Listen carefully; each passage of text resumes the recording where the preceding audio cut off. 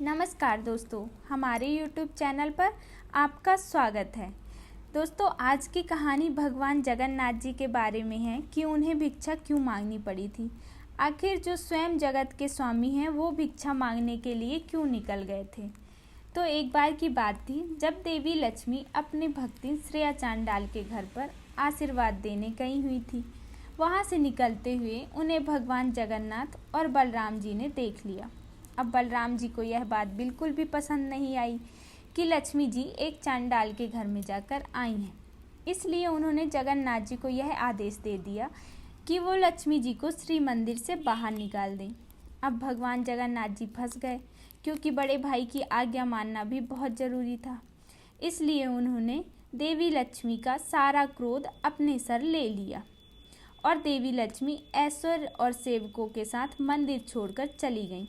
अब अगले दिन बलदेव जी प्रातःकालीन भोग की प्रतीक्षा कर रहे थे, लेकिन कोई भोग लेकर नहीं आया।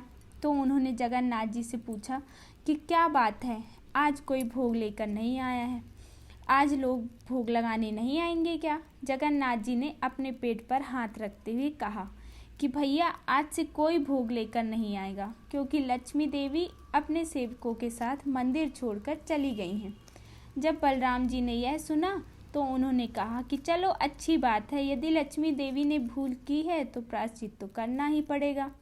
कोई बात नहीं, अब हम अपना भोग स्वयं बनाएंगे। यह सोचकर जगन्नाथ जी और बलराम जी रसोई में प्रवेश किए। अब वहाँ देखा तो पूरा अन्न भंडार खाली पड़ा।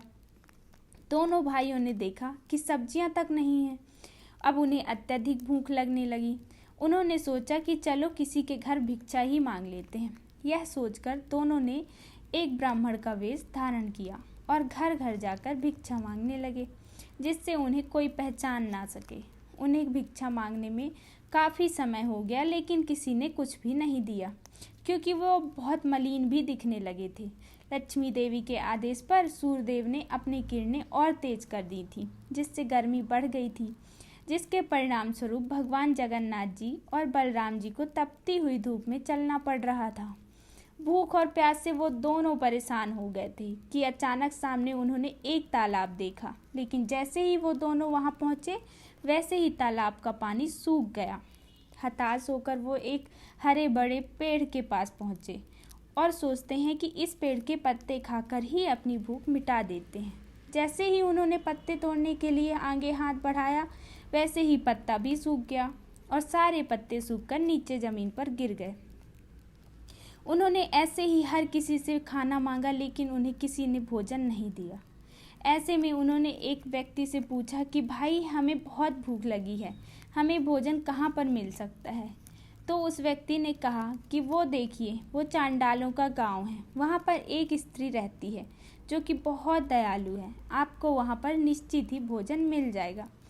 यह सुनकर भगवान जगन्नाथ और बलदेव जी उस स्त्री के घर गए। उस स्त्री ने उन दोनों का आदर सत्कार किया और कहा कि अभी वह उन दोनों के लिए भोजन बनाकर लाती है। लेकिन बलदेव जी को यह बात पसंद नहीं आई कि वो एक चांडाल स्त्री के हाथ का बना हुआ भोजन करेंगे। तो उन्होंने उस चांडाल स्त्री से कहा कि आप हमें राशन सामग्री दे दीजिए, अब हम अपना भोजन स्वयं बनाएंगे। यह सुनकर उस स्त्री ने कहा कि ठीक है, जैसी आपकी इच्छा। यह कहकर उसने घर में से एक स्थान पर चूल्हे बनाकर दे दिए और नए बर्तन लाकर रखे तथा बलराम जी की इच्छा अनुसार सारी व्यवस्था कर दी। अब बलराम जी ने जगन्नाथ जी से कहा कि तुम भोजन बनाओ और मैं स्नान करके आता हूँ। यह कहकर प्रसन्नतापूर्वक बलराम जी स्नान करने के लिए चले गए और पीछे हमारे प्यारे जगन्नाथ जी को छोड़ गए। अब जगन्नाथ जी अपने भाई के आज्ञा अनुसार भोजन पकाने के लिए बैठ गए।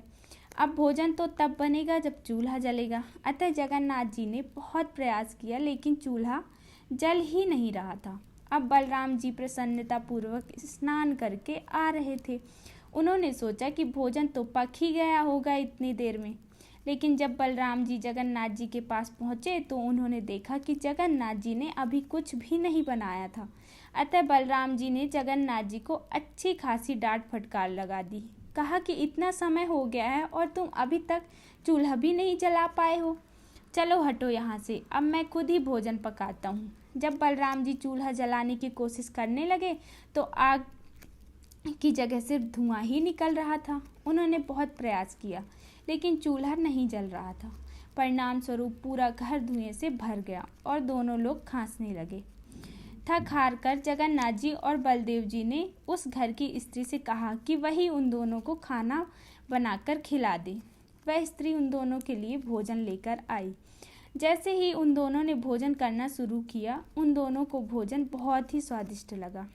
उसका स्वाद भी उन्हें कुछ जाना पहचाना सा ही लग रहा था। वो भोजन बिल्कुल वैसा ही था जैसे कि लक्ष्मी जी उन्हें भोजन पकाकर देती थी। भोजन के अंत में उन्हें विशेष तरह का मिष्ठान परोसा गया। जब उसे बलराम जी ने जगन्नाथ जी ने खाया तो उन्हें बड़ा आश्चर्य हुआ, क्योंकि वह मिष्ठान सिर्फ लक्ष्मी जी ही लेकर आती थी प्रतिदिन।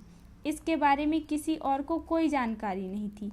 फिर उस स्त्री ने कैसे मिठाई बना ली, ये देखकर उन दोनों भाइयों को यह विश्वास हो गया कि अवश्य ही इस घर में लक्ष्मी जी रहती हैं और यह भोजन भी उन्हीं के द्वारा बनाया गया होगा। इस घर की स्त्री को कैसे पता चलता कि भगवान जगन्नाथ और बलराम जी को भोजन के बाद एक विशेष मिष्ठान चाहिए होता है। उन दोनों भाइयों को अपनी भूल का एहसास हुआ, खासकर बलराम जी को। अतः बलराम जी ने जगन्नाथ जी से कहा कि वो लक्ष्मी जी के पास जाकर क्षमा मांगे और उन्होंने यह भी संदेश जगन्नाथ जी के द्वारा भिजवाया कि आज के बाद लक्ष्मी जी अपनी इच्छा से कहीं भी आ जा सकती हैं। उन्हें कभी भी अपने भक्तों से मिलने के लिए नहीं रोका जाएगा। अपने बड़े भाई की आज्ञा पाकर भगवान जगन्नाथ जी अपनी पत्नी लक्ष्मी जी के पास आ गए। उनके इस तरह मनाने पर लक्ष्मी देवी मान गई और श्री मंदिर में चलने के लिए तैयार हो गई। लक्ष्मी देवी जी ने जगन्नाथ जी को यह वचन दिया कि जगन्नाथ जी के प्रसाद के लिए कभी भी ऊंच नीच का भेदभाव नहीं किया जाएगा, चाहे वो ब्राह्मण हो या चांडाल, दोनों को समान रूप से जगन्नाथ जी का महाप्रसाद दिया जाएगा। धन्यवाद दोस्तों। अगर आपको